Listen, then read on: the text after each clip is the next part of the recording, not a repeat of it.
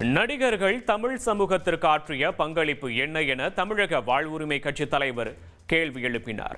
ஓசூர் அருகே தேன்கனிக்கோட்டையில் நடைபெற்ற கட்சி பொதுக்கூட்டத்தில் பேசிய அவர், தவேக கல்வி விருது விழாவில் ஸ்கிரிப்ட் எழுதி 100 மாணவர்களை வரவழைத்து தேர்வு செய்து பேச வைப்பதாக விமர்சித்தார்.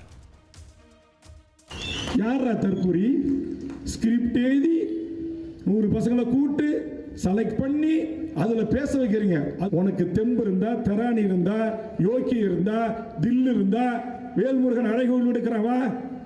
உங்களுடைய 40 ஆண்டு கால தமிழ் சமூகத்துக்கு நடிகர்கள் எந்த நடிகராக இருந்தாலும் நீங்கள் இந்த தமிழ் சமூகத்துக்கு ஆற்றிய பங்களிப்பு என்ன, வேல்முருகன் ஆற்றிய பங்களிப்பு என்ன, ஒரே மடை விவாதிப்பிற்கு தயாராக இருக்கிறேன். இந்த ரஜினியுடன் இப்படி கொம்பனா இவங்க தான் மாணவர்களை என்கரேஜ் பண்றாங்களா, இவங்க தான் பரிசு கொடுக்குறாங்களா? தமிழ்நாட்டில் சாதாரண பாலா என்கிற ஒரு நடிகன், துணை நடிகன், கதாநாயகன் அல்ல, தன் சம்பாதித்த பணத்தை முழுவதும் ஆம்புலன்ஸ் வாங்கி கொடுக்குறான், வீடு கட்டி கொடுக்குறான், பீஸ் கட்டி கொடுக்குறான், ஷூட்டிங் நடத்துறது இல்லை, ஷோ நடத்துறது இல்லை. அகரம் ஃபவுண்டேஷன் ஷோ நடத்துறது இல்லை, ஷூட்டிங் நடத்துறது இல்லை. ராகவர் லாரன்ஸ் சம்பாதித்த பணத்தை எத்தனை முதியோர் இல்லங்கள், எத்தனை ஆசிரமங்கள் செய்கிறார்கள், ஷூட்டிங் நடத்துறதில்லை, ஷோ நடத்துவதில்லை.